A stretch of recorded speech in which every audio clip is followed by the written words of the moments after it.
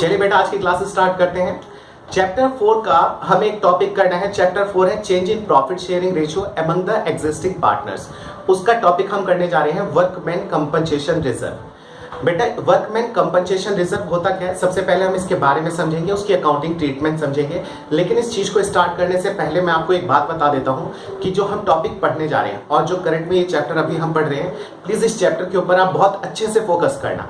अगर आपने चैप्टर 4 के ऊपर बहुत अच्छे से फोकस कर लिया change in profit sharing ratio में, तो याद रखना कि एडमिशन, रिटायरमेंट और डेथ, मैंने आपको पहले भी बताया था कि वो मान के चलो कि 60% आपका यहीं पे ओवर हो जाएगा, खाली 40% हमें वहां पे मेहनत करनी पड़ेगी। लेकिन अभी मैं आपको बता देता हूं कि 60% नहीं, लगभग 85 to 90% आपके अगले 3 चैप्टर यहीं पर फिनिश हो जाएंगे। ठीक है, कम से कम 85%। सर ऐसा क्यों, अचानक से ऐसा क्यों हो जाएगा? बेटा ऐसा इसलिए है क्योंकि कोविड-19 की वजह से जो गवर्नमेंट ने चेंजेस लाए हैं सिलेबस के अंदर, है ना, तो आपके अगले 3 चैप्टर के अंदर जो चीजें हमें नहीं पढ़नी थी, नई का मतलब न्यू टॉपिक्स जो हमें उसके अंदर पढ़ना था, जो मेन एडजस्टमेंट चीजें हमें पढ़नी थी, वो सब गवर्नमेंट ने हटा दिया, जो कि बहुत इंपॉर्टेंट पार्ट हुआ करता था और बोर्ड में उसको पूछा जाता था, 8 नंबर के क्वेश्चन में उसको पूछा जाता था। तो गवर्नमेंट ने वो पूरा टॉपिक ही हटा दिया, जिसके लिए हमें ज्यादा एफर्ट लगाना पड़ता था अगले चैप्टर्स के अंदर। जब वो सारी चीजें हटा दी तो बची कौन सी? बेटा जो आपने चीजें यहाँ पे पढ़ी है, यानी कि आपको change in profit sharing ratio पढ़ना पड़ेगा, रिवैल्यूएशन अकाउंट पढ़ना पड़ेगा, पुराने प्रॉफिट और रिजर्व के बारे में पढ़ना पड़ेगा, workman compensation reserve, investment fluctuation reserve के बारे में पढ़ना पड़ेगा, रिवैल्यूएशन अकाउंट के बारे में पढ़ना पड़ेगा और मेमोरेंडम रिवैल्यूएशन अकाउंट के बारे में। अच्छा सर इसके अलावा और कुछ भी नहीं? नहीं बेटा, पार्टनर्स कैपिटल अकाउंट और बैलेंस शीट के बारे में अब जो बोर्ड है, सीबीएसई बोर्ड है, वो उसके ऊपर क्वेश्चंस नहीं पूछने वाला है। ठीक है, ये पूरी नोटिफिकेशन आ चुकी है। ठीक है, इसी के साथ अब अपनी क्लास स्टार्ट करते हैं और चीजों को समझना शुरू करते हैं। ठीक है, एक एग्जांपल लेते हैं सबसे पहले कि हम मान लेते हैं कि 2 पार्टनर्स हैं। अभी एग्जांपल लेते हैं, टॉपिक बाद में स्टार्ट करेंगे। 2 पार्टनर्स है, एक मान लो कि आप हो और एक मान लेता हूं कि मैं हूं। ठीक है, तो मैं यू एंड आई लिख देता हूं, you and I. Profit sharing ratio है 3:2। ठीक है, सबसे पहले वर्कमैन कंपनसेशन रिजर्व होता क्या है? बेटा वर्कमैन कंपनसेशन रिजर्व होता है, इसका नाम खुद हमें सजेस्ट कर रहा है कि वर्कमैन को कंपनसेशन देने के लिए कोई जब हम रिजर्व बनाते हैं। ठीक है, एक एग्जांपल के साथ समझते हैं। यू एंड आई, आप और मैं पार्टनर्स हैं, प्रॉफिट शेयरिंग रेशियो है 3:2, यानी कि जब भी हमें प्रॉफिट होता है तो उसके हम 5 हिस्से बना के 3 हिस्से आपके होते हैं, 2 हिस्से मेरा होता है ना। अब हम करते क्या है, हमने सोचा कि यार एक काम करते हैं कि जो भी प्रॉफिट हमें होता है हम आपस में डिस्ट्रीब्यूट कर लेते हैं। ठीक है, और मान लो कि कल कुछ मिस हैपनिंग हो जाती है, फ्यूचर में कोई मिस हैपनिंग होगी तो हम उसके लिए कहां से पैसा लेकर आएंगे? ठीक है, तो वहां पे फिर हमें प्रॉब्लम फेस करना पड़ेगा। तो एक काम करते हैं कि जब भी हमें प्रॉफिट होगा तो उस प्रॉफिट में से थोड़ा सा पैसा हम रोक के रख लेते हैं। प्रॉफिट में से थोड़ा सा पैसा रोक के रखने का मतलब क्या है कि कोई रिजर्व बनाते हैं, उसमें पैसे को हम डाल देते हैं और कल कुछ मिस हैपनिंग होगा तो उस पैसे को हम वहां पर यूटिलाइज कर लेंगे। ठीक है, उम्मीद करता हूं आपको इतनी बात समझ में आ गई होगी। बेटा इस बात को एक एग्जाम्पल के साथ समझते हैं और एक एग्जाम्पल लेते हैं। जैसे हम मान लेते हैं कि ए और बी ये 2 पार्टनर्स हैं। ठीक है, और इनका प्रॉफिट शेयरिंग रेशियो कितना है? इनका प्रॉफिट शेयरिंग रेशियो है 3:2। ठीक है, और मान लेते हैं कि इन्होंने कुछ प्रॉफिट अर्न करा, लेकिन उस प्रॉफिट को पूरा का पूरा इन्होंने डिस्ट्रीब्यूट नहीं करा। इन्होंने कहा कि इस प्रॉफिट में से कुछ पैसा हम रोक लेते हैं सो दैट कि कल कुछ मिस हैपनिंग होगा तो ये हमारे लिए वर्क करेगा। और जो मिस हैपनिंग के लिए पैसा रोक रहे हैं उसका इन्होंने एक नाम दे दिया कि हम वर्कमैन को कंपनसेशन देने के लिए इतना पैसा रोक लेते हैं। एग्जाम्पल के तौर पे मान लीजिए इनको 5 लाख का प्रॉफिट हुआ और इस 5 लाख में से इन्होंने क्या करा, 3 लाख रुपए को तो डिस्ट्रीब्यूट कर लिया, ये तो डिस्ट्रीब्यूट कर लिया इन्होंने, और बाकी के जो 2 लाख बचे इन्होंने इसको क्या करा, वर्कमैन कंपनसेशन रिजर्व के नाम से एक रिजर्व बनाया और वहां पे ले जाके इसको सेफली रख दिया। अब एक चीज समझने की कोशिश करना भाई, 5 लाख का प्रॉफिट ए और बी ने 3:2 में अर्न करा है, यानी कि इस 5 लाख के अंदर इन दोनों का शेयर कितना है? सर 3:2 में है, क्योंकि इसी रेशियो में इन्होंने पैसा कमाया है। इसमें से मैंने 3 लाख तो डिस्ट्रीब्यूट कर दिए, किस रेशियो में क्या होगा? सर ऑब्वियसली 3:2 में कराएगा, बिल्कुल परफेक्ट है। अच्छा 2 लाख बच गए, इस 2 लाख के अंदर इन दोनों का शेयर कितना बनता है? मेरा क्वेश्चन है कि शेयर बनता कितना है, सिर्फ इतना बताना है आपको। सर इस 2 लाख में भी इनका शेयर है 3:2 में। लेकिन ये हमने डिस्ट्रीब्यूट नहीं करा, ये हमने वर्कमैन कंपनसेशन रिजर्व में डाल दिया। ठीक है, अच्छा क्यों डाला? क्योंकि अगर कल किसी वर्कमैन का एक्सीडेंट हो जाता है तो ये पैसे वहां पे देने के काम आएंगे और इससे हम स्ट्रांग भी हो जाएंगे। हमारी जो फाइनेंशियल पोजीशन है, ठीक है, हमारी जो फाइनेंशियल पोजीशन है वो भी स्ट्रेंथन होगी। बेटा हम जितना ज्यादा पैसा सेव करते हैं फ्यूचर में हमें उतना ज्यादा हेल्प मिलता है कोई अगर मिस हैपनिंग होती है। अगर हम सारा पैसा कमाएं, जितना भी पैसा कमाते हैं सबका सब हर महीने खर्च कर देंगे और फ्यूचर में अगर मान लो कुछ प्रॉब्लम आएगा तो फिर हमें प्रॉब्लम्स को फेस करनी पड़ेगी। एग्जाम्पल के तौर पर अभी आप कोविड-19 देख सकते हो कि सबके काम बंद हो चुके हैं। जिसने सेविंग कर रखी थी उसका काम अभी भी चल रहा है, जिसने सेविंग नहीं करी थी उसे प्रॉब्लम फेस करनी पड़ रही है, लोगों से पैसे लेने पड़ रहे हैं। ठीक है, उम्मीद करता हूं आपको बात समझ में आई होगी। तो पैसा सेव करने से हमारी फाइनेंशियल पोजीशन जो है वो स्ट्रेंथन होती है और इसकी हमें फ्यूचर में जाके हेल्प मिलती है अगर कोई मिसहैपनिंग होती है तो। ठीक है, और नहीं भी होती है तो भी वो हमारे लिए अच्छी चीज रहती है। हमारे पास जितना सेविंग रहेगा उतनी अच्छी चीज है। चलिए अब मुद्दे की बात पे आते हैं और समझने की कोशिश करते हैं। बेटा याद रखना कि ये 2 लाख अभी बचा हुआ है, ये तो हमने डिस्ट्रीब्यूट कर दिया, 2 लाख अभी बचा हुआ है और एक वर्कमैन कंपनसेशन रिजर्व में हमने रख रखा है। अब हुआ क्या, बी ने कहा भाई मेरे साथ ना, बी कहता है कि भाई मेरे साथ ना बहुत ज्यादा हार्डशिप हो रही है, प्रॉफिट होता है जितना उसके 5 पोर्शन बना के मेरे को खाली 2 ही पोर्शन मिलता है और 3 पोर्शन तो ए लेके चला जाता है। तो इन दोनों ने अपनी म्यूचुअल अंडरस्टैंडिंग के साथ इन्होंने अपने प्रॉफिट शेयरिंग रेशियो को चेंज करा। इन्होंने कहा ठीक है भाई अब आज के बाद क्या, अब आज के बाद यानी कि आज के बाद जो भी प्रॉफिट होगा उसको हम 1:1 के शेयर में बांटेंगे, यानी कि बराबर बराबर बांटेंगे, किसी को कम और किसी को ज्यादा नहीं देंगे। ध्यान से सुनना, ये था ओल्ड रेशियो। जब बी ने ऑब्जेक्शन करा तो इनकी आपस की म्यूचुअल अंडरस्टैंडिंग के साथ इन्होंने प्रॉफिट शेयरिंग रेशियो को चेंज कर लिया। ठीक है, अच्छा चेंज करा तो आज के बाद जो भी प्रॉफिट होगा उसको हम अब किस रेशियो में बांटेंगे, 1:1 में बांटेंगे। ठीक है, अब मैं इन दोनों कॉन्सेप्ट को आपस में मिक्स करने जा रहा हूं, समझना। बेटा ये 2 लाख रुपए रुके हुए थे, ये 2 लाख रुपए इन्होंने किस रेशियो में कमाए थे? सर ये तो 3:2 में इन्होंने अर्न करे थे। हाँ जी, इस 2 लाख को इन्होंने 3:2 के शेयर में अर्न करा था। अब एक बात समझने की कोशिश करना, अब ये पैसा एज इट इज पड़ा हुआ है, किसी वर्कमैन का अभी तक एक्सीडेंट नहीं हुआ और एक्सीडेंट नहीं हुआ तो हमें किसी को पे नहीं करना पड़ा। ठीक है, तो यानी कि ये 2 लाख रुपए ऐसे ही रिजर्व के तौर पे रखा पड़ा है। जब तक ये रिजर्व है तब तक ये प्रॉफिट का एक पार्ट है ना। अब इन्होंने क्या करा, प्रॉफिट शेयरिंग रेशियो चेंज करा। ठीक है, तो अब यहां पे अब क्या होगा, एक चीज समझना, अगर मान लो कि आने वाले टाइम में भी अगर किसी का एक्सीडेंट नहीं होता और ये सोचते हैं कि यार ये वर्कमैन कंपनसेशन जो हमने रख रखा है इसे हम आपस में अब डिस्ट्रीब्यूट करके खत्म कर देते हैं, क्योंकि किसी का एक्सीडेंट तो हुआ नहीं तो कम से कम इसको हम थोड़ा सा फिनिश कर देते हैं, है ना। बेवजह यहाँ पे रिजर्व बनाने से भी कोई फायदा है नहीं, ऐसा हो सकता है। ठीक है ना, आगे चल के मैं इसकी स्पेशल कंडीशंस आपको बताऊंगा कि ऐसा क्या क्यों किया जाता है जो हम अकाउंटिंग एंट्री पढ़ने जा रहे हैं। एक बात समझना बेटा, अगर ये आज के बाद फ्यूचर में कभी भी जाकर इस 2 लाख को आपस में बांटेंगे तो किस रेशियो में बांटेंगे? तो सर अब तो इनका रेशियो आज के बाद 1:1 हो गया, तो इस 1 लाख को इस 2 लाख रुपए को ये 1:1 के शेयर में डिस्ट्रीब्यूट करेंगे। बेटा हाँ, इस 2 लाख को अगर ये फ्यूचर में बांटेंगे तो 1:1 के शेयर में, क्यों? क्योंकि इनका रेशियो ही अब क्या है, 1:1 है। ठीक है, इतनी बात आपको समझ में आ गई। अब एक बात समझना भाई, इसके अंदर शेयर कितना था, किस पार्टनर का कितना था? सर इसके अंदर शेयर तो 3:2 में है, यानी कि आप ये कहना चाहते हो कि इस 2 लाख के अंदर ए और बी, है ना, अगर मैं इनका शेयर निकालूं कि इनका शेयर बनता कितना है तो आप कहोगे सर 2 लाख को 5 से डिवाइड करो 40 आ जाएगा, 1,20,000 तो ए का बनता है और 80,000 बनता है बी का। हाँ जी सर, लेकिन अगर मैं कहूं कि अच्छा अब इसको डिस्ट्रीब्यूट करोगे तो किस रेशियो में? सर डिस्ट्रीब्यूट तो अब न्यू रेशियो में करेंगे, यानी 1 लाख इसको देंगे और 1 लाख इसको देंगे। बेटा अगर आप ऐसा करोगे तो ए का हिस्सा बन रहा था 1,20,000, अब उसे मिल रहा है 1 लाख रुपए।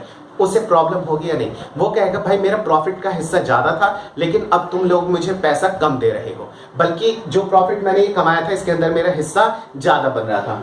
और बी का, जिसका 80,000 का शेयर था, उसे मिल रहा है 1 लाख रुपए, ठीक है, यानी कि उसको एडवांटेज मिल रही है। तो ऐसा करते थे, मतलब अगर ऐसी कोई सिचुएशन आती है तो हमें क्या करना होता है, हमें आज इसके बारे में अकाउंटिंग पढ़नी है। तो बेटा एक बात याद रखना, अगर कोई भी पुराना प्रॉफिट का या रिजर्व का पार्ट है, हमने पिछली क्लास में भी इसको डिस्कस करा था, है ना, यानी कि कोई भी पुराना और प्रॉफिट रिजर्व का कोई भी पार्ट है तो वो हमेशा हम पुराने पार्टनर्स में पुराने रेशियो में डिस्ट्रीब्यूट कर देंगे।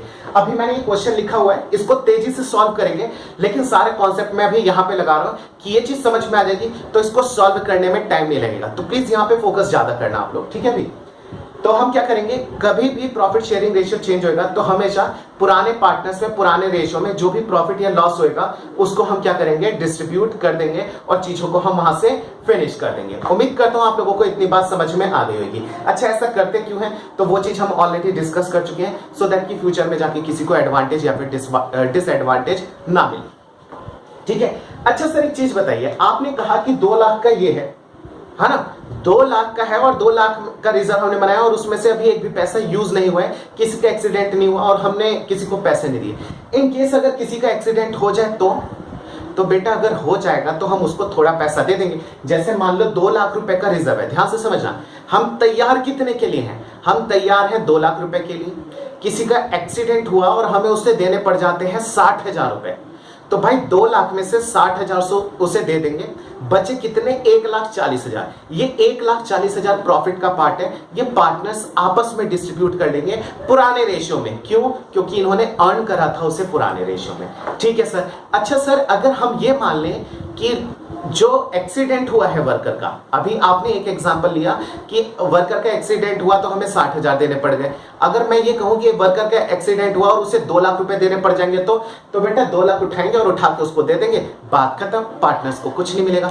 अच्छा सर 2 लाख से ज्यादा हो जाएगा तो बेटा वो सारी कंडीशन हमने यहाँ पे लिखी हुई है और एक एक करके सॉल्व करना शुरू करते हैं। आपके सबके सभी डाउट जो है वो क्लियर हो जाएंगे जैसे ही हम, ये कितने पॉइंट है, 7 पॉइंट मैंने लिखे हैं, 7 पॉइंट के बाद आपके सारी क्वेरीज खत्म हो जाएंगी। तो स्टार्ट करते हैं क्वेश्चंस को वन बाय वन। बेटा इसके लिए एक एग्जांपल सेट करते हैं, उसके बाद करना शुरू करते हैं। एग्जांपल के तौर पे हम मान लेते हैं जैसे कि ए, बी और सी, ये 3 पार्टनर्स है, प्रॉफिट शेयरिंग रेशियो है 3:2:1।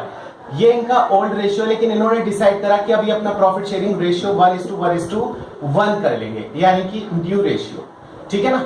तो अरे कैसे, ठीक है, ओल्ड रेशियो इतना है, आज ये प्रॉफिट शेयरिंग रेशियो अपना चेंज कर रहे हैं, तो किसके ऊपर क्या इंपैक्ट पड़ेगा और इन सब चीजों की क्या जर्नल एंट्री पास होगी, ये हम एक एक करके सॉल्व करना शुरू करते हैं। सबसे पहले क्वेश्चन हमारा क्या है, ध्यान से समझना। एबीसी 3 पार्टनर्स हैं, प्रॉफिट शेयरिंग रेशियो 3:2:1, प्रॉफिट के 6 हिस्से बना के 3-2-1 में डिस्ट्रीब्यूट कर लेते हैं, लेकिन आज से इन्होंने डिसाइड करा कि प्रॉफिट शेयरिंग रेशियो इक्वल होगा हमारा, ठीक है। चलिए, हमें एक बैलेंस शीट गिवन है, बैलेंस शीट की लायबिलिटी में हमें वर्कमैन कंपनसेशन रिजर्व दे रखा है, प्रॉफिट का पार्ट है, लायबिलिटी साइड में नजर आएगा। लायबिलिटी में क्या क्या चीज होती है, एक तो लायबिलिटीज होती हैं और एक प्रॉफिट का पार्ट होता है, दोनों का नेचर क्रेडिट होता है, ठीक है। 1,20,000 का हमारे पास वर्कमैन कंपनसेशन रिजर्व है। सबसे पहला केस क्या है, ये अलग अलग 7 क्वेश्चंस हैं, अगर आपने ये 7 कर लिए तो वर्कमैन कंपनसेशन रिजर्व आपको कभी नहीं फंसाएगा, ठीक है।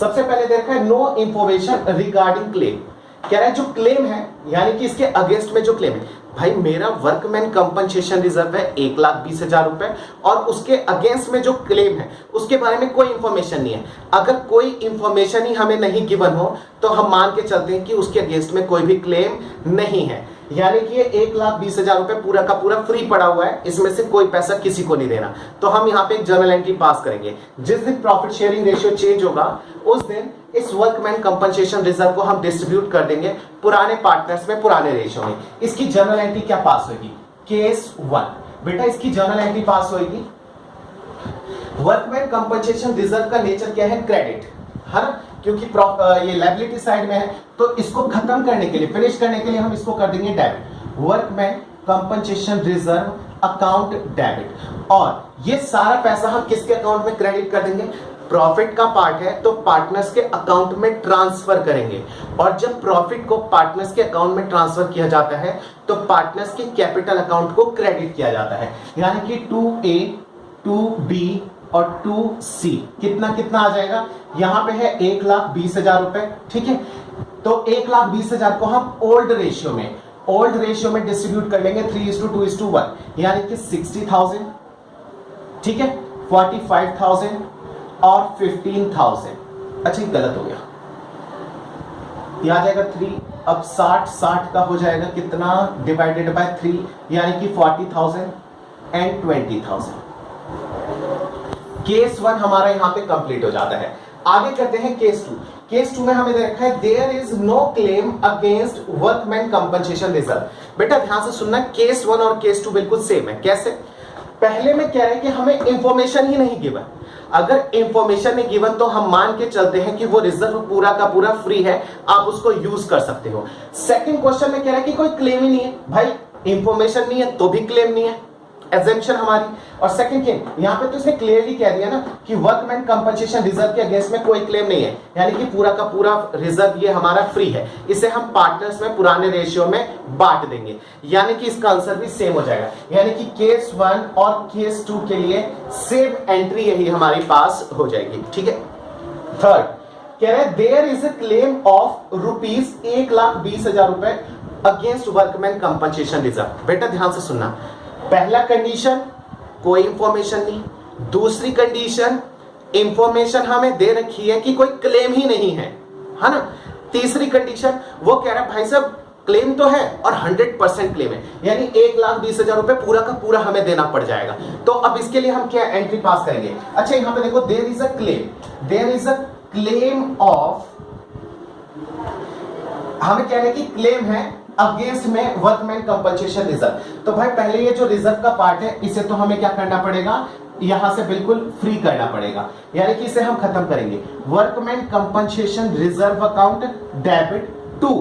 अब 2 में क्या करेंगे, ध्यान से सुनना बेटा, जब क्लेम किसी चीज का तय हो जाता है तो वो हमारे लिए लायबिलिटी बन जाती है। अभी तक ये वर्कमैन कंपनसेशन रिजर्व हमारे लिए प्रॉफिट का पार्ट था, लेकिन आज वो प्रॉफिट हमारा फिनिश हो जाएगा और वो एक हमारी लायबिलिटी बन जाएगी। सर लायबिलिटी कैसे बन जाएगी? बेटा क्योंकि मैं तैयार बैठा हुआ था, मेरे पास ये 2 लाख रुपए मान लो रखे पड़े हैं, ये 2 लाख रुपए रखे पड़े हैं, एक वर्कर का एक्सीडेंट हो गया, मैंने ये 2 लाख रुपए प्रॉफिट में से रख रखे थे, एक वर्कर का एक्सीडेंट हो गया और फाइनल हो गया कि अब उसे 2 लाख रुपए देने पड़ेंगे। तो ये कुछ हिला डुला नहीं, ये पैसे ही नहीं पड़े, लेकिन अब ये 2 लाख रुपए लायबिलिटी में कन्वर्ट हो गया। पहले ये फ्री था, इसके अगेंस्ट में कोई क्लेम नहीं था, लेकिन अब ये क्या हो गया, ये एक लायबिलिटी का पार्ट बन गया। अब ये पैसा मुझे किसी और को देना ही पड़ेगा। क्यों? क्योंकि ये चीज तय हो चुकी है, और तय होने से पहले, है ना, इसके तय होने से पहले ये मेरे लिए क्या पड़ा था, ये एक तरीके से फ्री रिजर्व पड़ा था, यानी कि ये मेरे लिए प्रॉफिट का एक तरीके से पार्ट था। मैंने एक रिजर्व बनाया उन्हीं के लिए था, बट ये चीज अभी तय नहीं हुई थी क्योंकि एक्सीडेंट ही नहीं हुआ था, होता तभी तो, लेकिन अब ये चीज तय हो चुकी है। तो हम क्या करेंगे, प्रॉफिट को खत्म करेंगे और इसको एक लायबिलिटी में ट्रांसफर करेंगे, और लायबिलिटी का नाम हो जाएगा to workman compensation claim account. कितना? 1,20,000 और 1,20,000। बेटा एक चीज समझने की कोशिश करना, क्या कि workman compensation reserve, workman compensation claim, भाई जब तक रिजर्व है तब तक प्रॉफिट, और जब क्लेम बन जाएगा तो वो हमारे लिए क्या बन जाएगा, एक लायबिलिटी बन जाएगा। उम्मीद करता हूं आपको ये तीनों पॉइंट समझ में आ गए होंगे। सबसे पहला, जब इंफॉर्मेशन ना गिवन हो। सेकंड, जब कह रहे हैं कि क्लेम नहीं है। थर्ड, जब 100% क्लेम हो तब क्या करेंगे। फोर्थ, कह रहे हैं there is a claim of ₹60,000 is determined. Determined का मतलब क्या होता है, कंफर्म। बेटा देखो ऊपर वाले केसेस के अंदर इन वर्ड्स को ध्यान से सुनना, मैं इनको हाईलाइट कर देता हूं। ऊपर वाले में कह रहे हैं there is a claim of इतना, यहां पे उसने अंदाजा नहीं लगाया। वर्ड को थोड़ा समझना, मैं आपको एक कॉन्सेप्ट समझाना चाह रहा हूं। जो 2020 का एडिशन आपके पास बुक का होगा उसके अंदर ना एक चीज हटा दी गई है, लेकिन अगर आपके पास 19 का 18 का एडिशन होगा तो उसके अंदर ये सब चीजें आपको मिलेंगी जो मैं आपको आगे समझाने वाला हूं। देखो यहां पे कह रहे हैं कि there is a claim of 1,20,000 रुपए अगेंस्ट वर्कमैन कंपनसेशन रिजर्व। यहां से आपको एक चीज समझ में आएगी कि वो अंदाजा नहीं लगा रहा है, वो कह रहा है कि ये एक क्लेम है 1,20,000 रुपए का, बात खत्म। तो मैंने प्रॉफिट को लायबिलिटी में कन्वर्ट कर दिया। यहां पे भी कह रहे हैं there is a claim of ₹60,000 और डेटरमाइंड का मतलब यहां पे ये फिक्स हो चुका है कि हमें कितना पैसा देना पड़ेगा, 60,000 देना पड़ेगा अगेंस्ट में वर्कमैन कंपनसेशन रिजर्व। तो इसकी क्या जनरल एंट्री पास होगी, समझते हैं, फिर एंट्री पास करते हैं। बेटा 1,20,000 के लिए आप तैयार थे, जिसमें से 60,000 आपको देने पड़ रहे हैं, 1,20 में से 60 देने पड़ रहे हैं, बचे कितने सर 60 बच गए, तो 60 का क्या करोगे सर? वो बचा हुआ 60 तो एक तरीके से प्रॉफिट का ही पार्ट है ना हमारा। हाँ जी, वो आपका प्रॉफिट का ही पार्ट है, क्योंकि वो प्रॉफिट का ही टोटल हिस्सा था जिसमें से खाली आपको 60 देने पड़ रहे, बचे हुए 60 उस पे पार्टनर का हिस्सा है। किस रेशो में? पुराने रेशो में। तो वो पुराने रेशो में हम डिस्ट्रीब्यूट कर देंगे। एंट्री क्या हो जाएगी? केस 4। इसकी एंट्री हो जाएगी वर्कमैन कंपनसेशन रिजर्व। रिजर्व को तो मैं पूरा खाली करवा, ध्यान से सुनना, रिजर्व पूरा खाली होगा 1,20,000 रुपए से। और टू हो जाएगा वर्कमैन कंपनसेशन क्लेम। क्यों? डिटरमाइंड है। कहां है? डिटरमाइंड, कंफर्म है, तो इसे मैं सीधे क्लेम का नाम दे दूंगा। कितना? 60,000। बेटा 1,20 में से 60 तो तय हो गया, बचे कितने? 60। तो 60 के लिए मैं एक एंट्री पास कर दूंगा। क्या? 2A 2B और 2C। A B और C कितना कितना आ जाएगा यहाँ पे? जो बचा हुआ 60,000 है, 1,20 में से 60 गया, जो बचा हुआ 60,000 है उसको इस रेशियो में डिस्ट्रीब्यूट कर दूंगा, 30 20 और 10। उम्मीद करता हूं आपको इतनी बात समझ में आ गई होगी। हमने 4 केसेस कर चुके हैं, उम्मीद करता हूं आपको बात समझ में भी आ गई होगी। 1 2 3 4 3 केसेस बचे हैं, इन 3 पे फोकस करना, क्योंकि जितना आगे हम जा रहे हैं पॉइंट्स उतने अच्छे अच्छे आएंगे और आपको समझने के लिए एक नई चीज मिलेगी। बेटा इसमें लिखा है 4 point, there is a claim of ₹90,000 is estimated. Estimate word यहाँ पे लिखा है, ये कंफर्म नहीं कह रहा है, कह रहा है कि एस्टिमेट। अच्छा मैं आपको बता देता हूं, ये वाला जो पॉइंट है ये आपको टीएस ग्रेवाल सर की बुक के जो 2018 और 19 एडिशन है, आपको उसके अंदर तो ये पॉइंट मिलेगा एस्टिमेट वाला, लेकिन 2020 का जो एडिशन है उसके अंदर से ये वर्ड हटा दिया गया है, वहां पे ये डिस्कस ही नहीं करा है। तो इस एंट्री में और इस एंट्री में थोड़ा सा फर्क होता है। सर फर्क कैसे होता है समझना बेटा, एक तो अनुमान लगाया जाता है, एक होता है कि फिक्स हो गया है। जब फिक्स हो गया है तो आप उसे सीधे लायबिलिटी का नाम दे दोगे, और जब अनुमान लगाया जाएगा तो आप प्रॉफिट तो हटाओगे। जैसे 1,20,000 है, 1,20,000 में से कह रहे हैं 90,000 का क्या हुआ है? एस्टिमेट करा है। तो आप क्या करोगे? वर्कमैन कंपनसेशन रिजर्व से 90,000 तो काटोगे, लेकिन आप उसे बिल्कुल एक्चुअल लायबिलिटी नहीं बनाओगे, आप उसके लिए एक प्रोविजन बना लोगे। वर्ड ध्यान से सुनना, जब भी वर्ड आएगा एस्टिमेट यानी कि अनुमानित है वो, ठीक है, वो फिक्स नहीं है, कंफर्म्ड नहीं है, हो सकता है कि 90,000 से थोड़ा सा अप एंड डाउन हो जाए, तो मैं उसे अभी लायबिलिटी में कन्वर्ट नहीं करूंगा, मैं अभी सिर्फ अनुमान की एक एंट्री पास कर दूंगा। और कितने का? मैं ये लिख दूंगा कि अगर आपने एस्टिमेट करा है 90,000 का, ठीक है, अगर आपने एस्टिमेट करा है 90,000 का, तो मैं 90,000 का एक प्रोविजन बना लूंगा। प्रोविजन का मतलब क्या हो गया कि ये एक लायबिलिटी है बट कंफर्म लायबिलिटी नहीं है, इसमें से हो सकता है थोड़ा बहुत अप एंड डाउन हो सकता है, ठीक है। तो इसकी जनरल एंट्री क्या पास होगी वो हम पास कर लेते हैं। सबसे पहले पॉइंट नंबर क्या है? ये 5। इसके अंदर एंट्री पास होगी workman compensation reserve account debit 2, यहां पे आ जाएगा provision for workman compensation claim. ध्यान से सुनना, मैंने यहां पे एक वर्ड ऐड कर दिया प्रोविजन फॉर, जो कि मैंने यहां पे कहीं पे भी यूज नहीं करा था, ना यहां पे ना यहां पे, क्योंकि कंफर्म लायबिलिटी थी तो workman compensation claim, workman compensation claim, लेकिन यहां पे कंफर्म नहीं है, एस्टिमेटेड है, इसलिए मैंने कहा कि मैं उससे पहले प्रोविजन बना लेता हूं।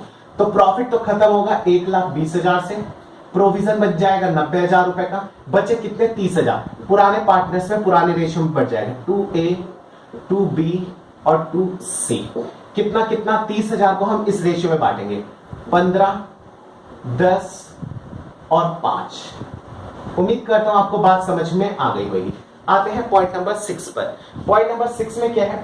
There is a claim of ₹1.5 lakh रुपए इज डिटरमाइंड। यहां पे भी डिटरमाइंड आ गया है। डिटरमाइंड का मतलब क्या है? कंफर्म। अब इस लास्ट पॉइंट को समझना, अच्छा पॉइंट है ये, सबसे बेहतरीन पॉइंट यही है इस पूरी क्लास का, ठीक है।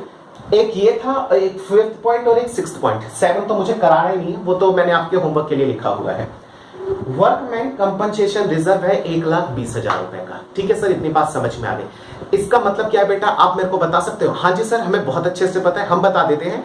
हमें जो प्रॉफिट हुआ था उसमें से हमने 1,20,000 रुपए वर्कमैन कंपनसेशन रिजर्व में डाल दिया था, सो दैट कि अगर कल किसी का एक्सीडेंट होगा तो वहां से हम पैसा उठाएंगे और उनको दे देंगे। कितना पैसा? 1,20,000। ठीक है बेटा, अगर मान लो किसी का एक्सीडेंट नहीं हुआ तब क्या करोगे आप? ये मेरा क्वेश्चन आपसे, तो आपका रिप्लाई यही आएगा मेरे हिसाब से। आप रिप्लाई कर रहे होगे सर अगर किसी का एक्सीडेंट नहीं होगा तो पूरा का पूरा प्रॉफिट का पार्ट है। अच्छा बेटा, अगर किसी का एक्सीडेंट हुआ और आपको 1,20,000 से कम पैसे देने पड़ रहे हैं तो सर अगर 1,20,000 से अगर कम देना पड़ेगा तो जितना भी देना पड़ेगा 30,000, 40,000, 50,000, 1,00,000 रुपए, वो तो हम दे देंगे, वो तो हमारे लिए लायबिलिटी हो जाएगी, और जो बचा हुआ पोर्शन होगा वो हमारे लिए प्रॉफिट का पार्ट हो जाएगा। अच्छा बेटा, अगर एक्सीडेंट हुआ और 1,20,000 ही देने पड़ गए तो सर ये पूरा का पूरा हमारे लिए लायबिलिटी पार्ट बन जाएगा। बेटा अगर एक्सीडेंट हुआ और आपके ऊपर लायबिलिटी आ जाती है 1,50,000 रुपए की, फिर आप क्या करोगे? तो इस पॉइंट को समझना। मैंने आपको पता है इस क्लास को कराने से पहले एक टॉपिक समझाया था जिसका नाम है रिवैल्यूएशन अकाउंट, तो आप प्लीज उस क्लास को जरूर देख लेना, ठीक है। मैंने डिस्क्रिप्शन में भी उसका लिंक आपको दे दिया है, आप उसको समझना, मोस्ट इंपॉर्टेंट है वो, तीनों चैप्टर के लिए, चारों चैप्टर के लिए मोस्ट इंपॉर्टेंट है, ठीक है ना। मैं इसलिए बता रहा हूं, ध्यान से सुनना। रिवैल्यूएशन अकाउंट के अंदर मैंने आपको डिटेल में समझाया था कि कोई भी एसेट्स और लायबिलिटीज के अंदर अप एंड डाउन आएगा तो वो हम रिवैल्यूएशन अकाउंट के थ्रू एंट्री पास करेंगे, ठीक है। अब आ जाते हैं इस क्लास पे। बेटा 1,20,000 के लिए मैं तैयार हूं, ये तो मेरा प्रॉफिट का पार्ट है, मैं पहले से तैयार हूं, ठीक है। लेकिन मेरा टोटल क्लेम कितना आया है? टोटल क्लेम आया है 1,50,000 रुपए। भाई 1,20 तो मैं यहां से 1,50 में से 1,20 तो ये रहा, ये 30,000 रुपए क्या है आप बता सकते हो? बेटा मैं आपको बता देता हूं, ये है एक तरीके से unrecorded liability. Sir unrecorded liability तो पूरी की पूरी 1,50,000 रुपए है।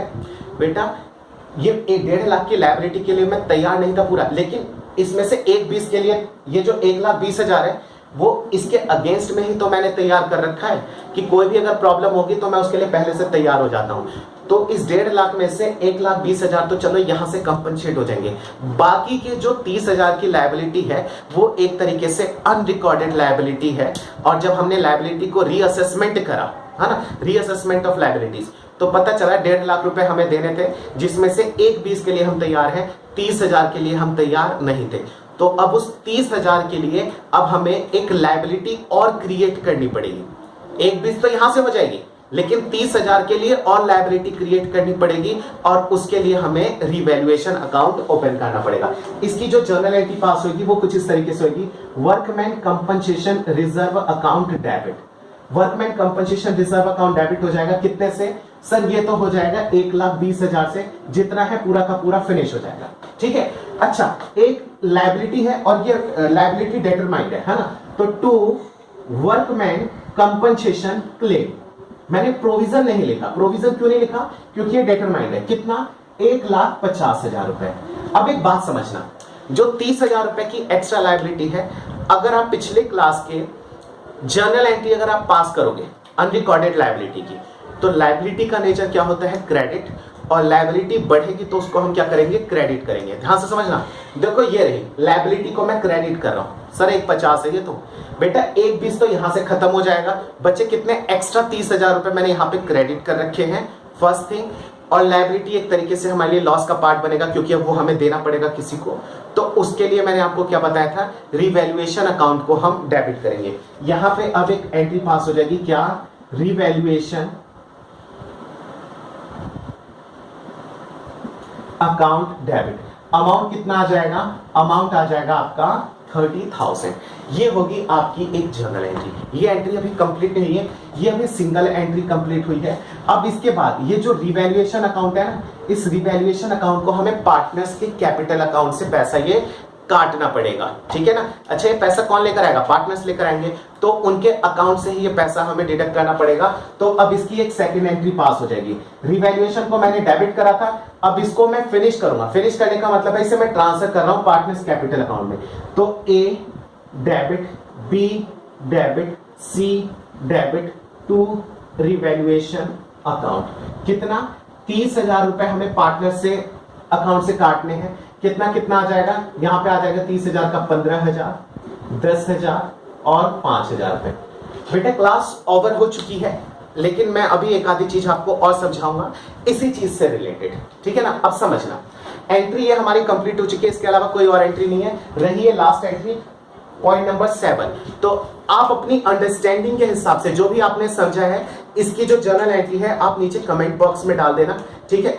मैं चेक करके आपको जरूर बताऊंगा कि वो सही है या गलत है, आपका रिप्लाई जरूर मिलेगा। और याद रखना, यहाँ पे मैंने फिर से वर्ड लिख रखा है एस्टिमेटेड, और यहाँ पे देखो, यहाँ पे भी 1,50,000 रुपए और यहाँ पे भी 1,50,000।